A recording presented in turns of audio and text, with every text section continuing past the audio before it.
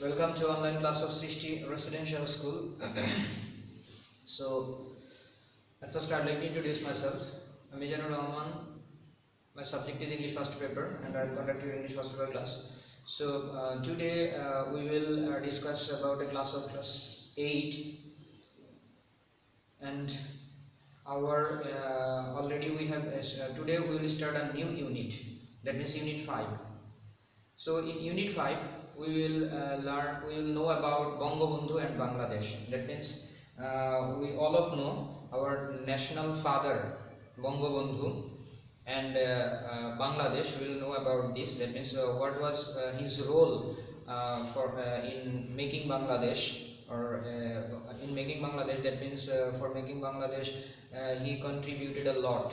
So for this reason we will learn about his contribution to making Bangladesh. So here we see a picture of Bangabandhu Sheikh Mujibur Rahman, and you know this, all of we know him. So in this unit we will learn what will we learn. These are given here. So what will we learn here from this unit? So after we have started this unit, we will be able to read and understand texts through silent reading. বলতেছে যে এই ইউনিটটা শেষ করার পর আমরা যে পড়াটি রয়েছে সেই পড়াটি বা যে পাঠটি রয়েছে সেই পাঠটি আমরা নীরবে পড়তে পারবো এবং বুঝতে পারবো। ইনফার মিনিং ফ্রম কনটেক্সট, এবং এর যে মানে প্রেক্ষাপটটা, এই প্রেক্ষাপটের যে মূল যে থিমটা বা মূল যে বিষয়বস্তুটা, সেই বিষয়বস্তুটাকে আমরা বুঝতে পারবো। লিসেন ফর ইনফরমেশন, এবং তথ্য জানতে পারবো। আস্ক অ্যান্ড আনসার কোশ্চেন্স, প্রশ্ন এবং উত্তর করতে পারবো। রাইট আনসার্স টু কোশ্চেন্স, বলতেছে যে এবং প্রশ্নের উত্তর লিখতে পারবো। So after learning this unit will be able to do the following things. Okay, then every unit has some lessons. So accordingly unit 5 has also some lessons. So today we will learn lesson 1. So the title of lesson 1 is Bangabandhu and the language movement. That means in this lesson we will learn about language movement. That means what was the Bangabandhu's contribution in the language movement. We will know about this. Okay, so before starting the passage, we will learn some vocabularies of the passage. So after learning this vocabulary, then we will go through the passage. Okay, so here in vocabulary or in word meaning, first one is movement. Movement means andolon.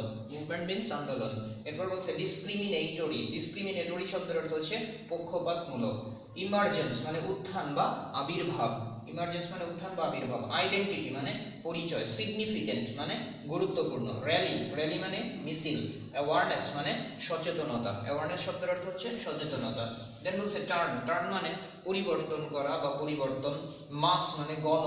Central মানে প্রধান বা কেন্দ্রীয়। Figure বলতে ব্যক্তিকে বোঝানো হচ্ছে এখানে। Figure মানে ব্যক্তি।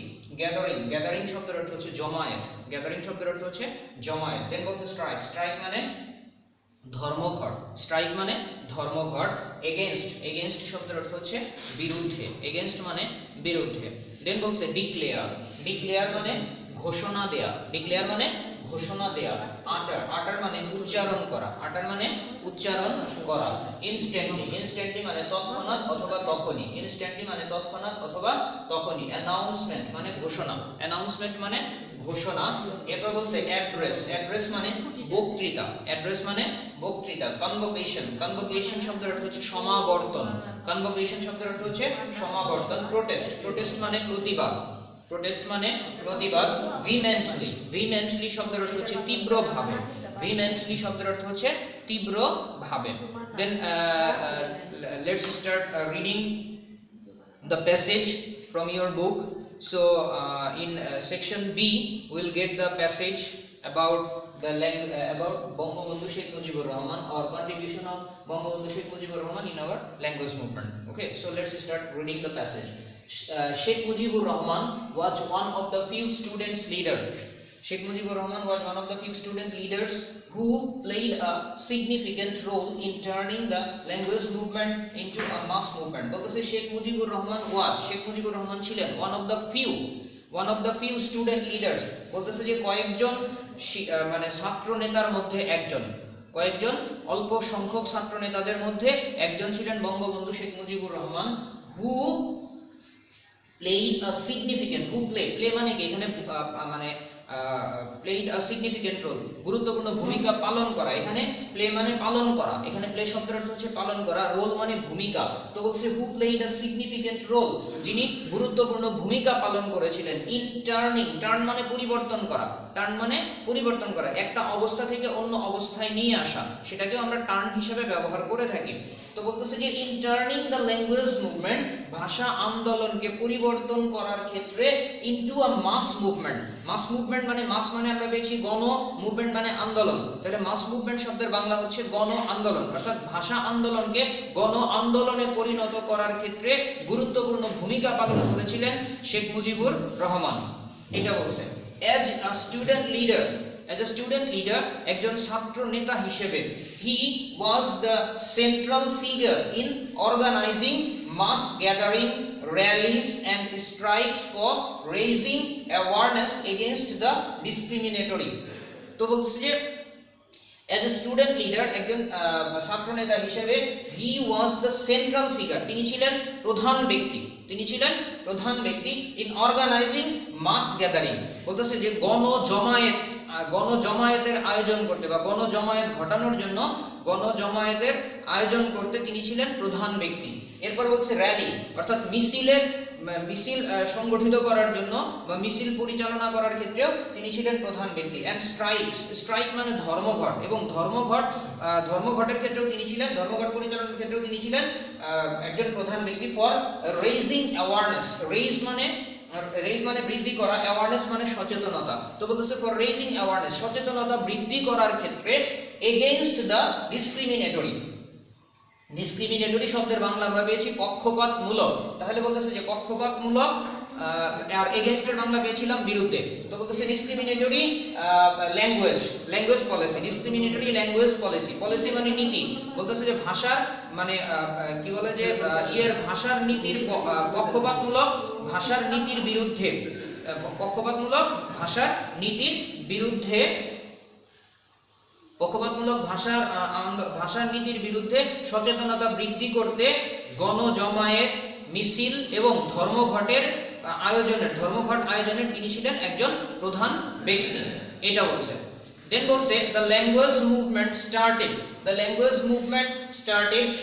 movement বা ভাষা আন্দোলন শুরু হয়েছিল when the Governor General of Pakistan Muhammad Ali Jinnah declared Urdu and only Urdu shall be the state language of Pakistan on 19 March 1948 at the Racecourse Maidan while addressing a public gathering, বলতেছে যে the language movement started, ভাষা আন্দোলনটা মূলত শুরু হয়েছিল when Governor General of Pakistan Muhammad Ali Jinnah, যখন পাকিস্তানের governor general Mohammad Ali Jinnah declare ঘোষণা দিয়েছিলেন Urdu and only Urdu shall be the state language of Pakistan, বলতেছে যে উর্দু, শুধুমাত্র উর্দুই হবে পাকিস্তানের একমাত্র রাষ্ট্রভাষা on 19 মার্চ 1948, 1948 সালের 19 মার্চ তারিখে যখন মোহাম্মদ আলী জিন্নাহ, পাকিস্তানের গভর্নর মোহাম্মদ আলী জিন্নাহ ঘোষণা দিয়েছিলেন যে উর্দুই হবে পাকিস্তানের একমাত্র রাষ্ট্রভাষা, ঠিক তখন থেকেই ভাষা আন্দোলন শুরু হয়েছিল। এট দি রেসকোর্স ময়দান, মানে রেসকোর্স ময়দানে তিনি ঘোষণাটি দিয়েছিলেন while addressing a public gathering, যখন গণজমায়েতে তিনি বক্তৃতা দিচ্ছিলেন, অর্থাৎ একটা জনসমাবেশে যখন তিনি বক্তৃতা দিচ্ছিলেন 1948 সালের 19 মার্চ তারিখে পাকিস্তানের গভর্নর জেনারেল মোহাম্মদ আলী জিন্নাহ, তখন তিনি ঘোষণা করেছিলেন যে উর্দুই হবে পাকিস্তানের একমাত্র রাষ্ট্রভাষা, আর এই ঘোষণার মধ্য দিয়েই ভাষা আন্দোলনের শুরু হয়েছিল বা সূত্রপাত হয়েছিল। He again uttered the same on 24 March 1948 at the University of Dhaka during his convocation speech, বলতেছে যে he again again মানে পুনরায়, utter মানে উচ্চারণ করা, বলতেছে he again uttered, তিনি পুনরায় উচ্চারণ করেছিলেন the same, একই কথা, অর্থাৎ তিনি একই কথা পুনরাবৃত্তি করেছিলেন on 24 March 1948, 1948 সালের 24 মার্চ তারিখে at the University of Dhaka during the convocation speech, বলতেছে ঢাকা বিশ্ববিদ্যালয়ের সমাবর্তন অনুষ্ঠানের বক্তৃতায় তিনি 1948 সালের 24 মার্চ তারিখে তিনি একই কথার পুনরাবৃত্তি করেছিলেন। The students instantly protested against this announcement vehemently. বলতেছে the students instantly মানে শব্দের বাংলা পেয়েছিলাম আমরা তৎক্ষণাৎ বা তখনই। প্রোটেস্ট মানে হচ্ছে প্রতিবাদ করা। বলতেছে যে তখনই ছাত্ররা প্রতিবাদ করেছিল এগেইনস্ট দিস অ্যানাউন্সমেন্ট। অ্যানাউন্সমেন্ট শব্দের অর্থ হচ্ছে ঘোষণা, আর ভিমেন্টলি শব্দের অর্থ হচ্ছে তীব্রভাবে।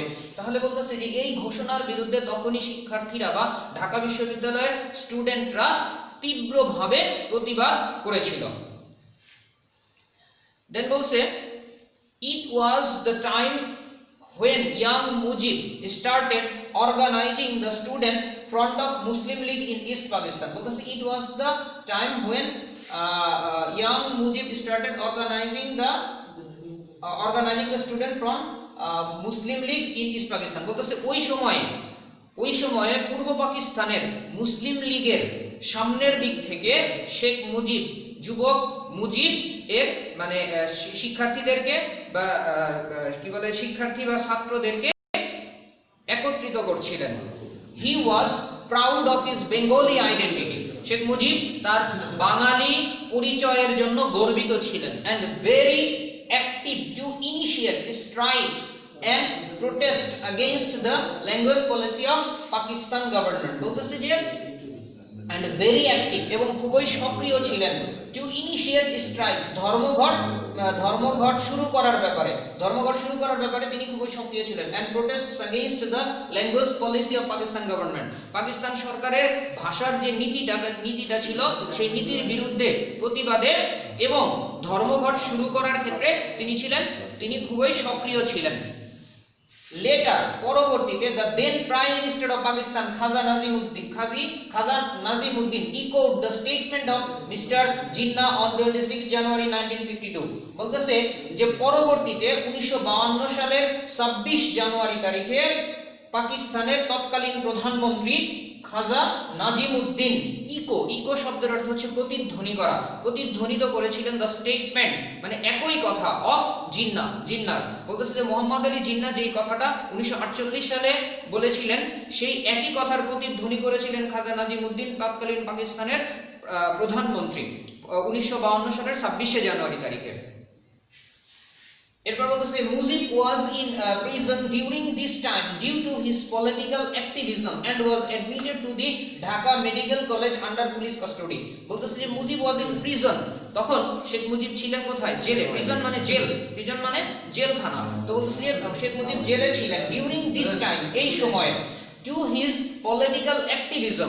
political activism তার রাজনৈতিক কর্মকাণ্ডের জন্য। বলতেছে তার ডিউ টু মানে কারণে। বলতেছে যে তখন তার রাজনৈতিক কর্মকাণ্ডের কারণে শেখ মুজিব জেলে ছিলেন and was admitted এবং ভর্তি ছিলেন to the Dhaka medical college. বলতেছে ঢাকা মেডিকেল কলেজে ভর্তি ছিলেন আন্ডার পুলিশ কাস্টডি, পুলিশের তত্ত্বাবধানে। বলতেছে যে পুলিশের তত্ত্বাবধানে তখন তিনি ঢাকা মেডিকেল কলেজে ভর্তি ছিলেন। However, যাই হোক, he stayed in constant touch with other leaders directly engaged in the movement to make Bangla the state language. বলতেছে যে যাই হোক, he stayed in constant touch, তিনি কি করেছিলেন? সার্বক্ষণিক যোগাযোগ রাখছিলেন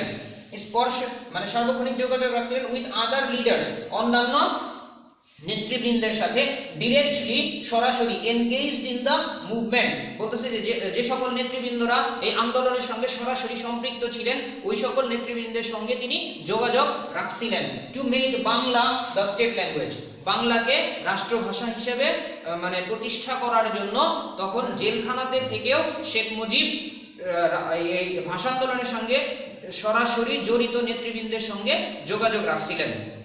হিজ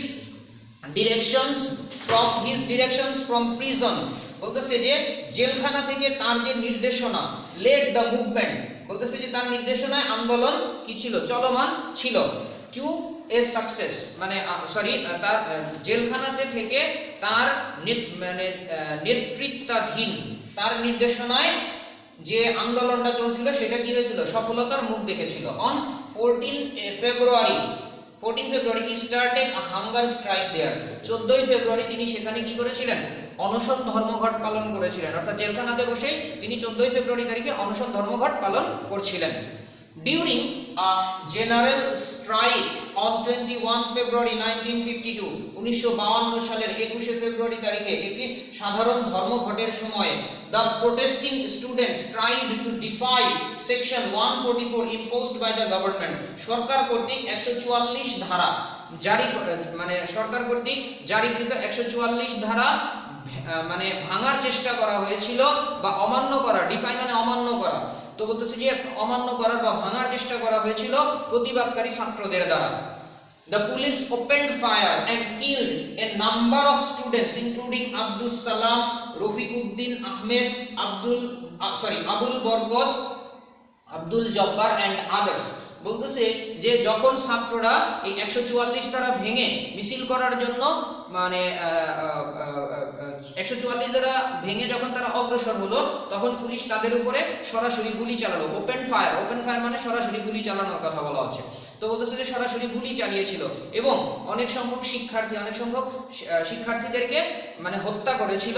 এদের ভিতরে ছিলেন আব্দুস সালাম, রফিকুদ্দিন আহমেদ, আবুল বরকত, আব্দুল জব্বার এবং আরো অনেকেই এই মানে নিহতদের মধ্যে ছিলেন।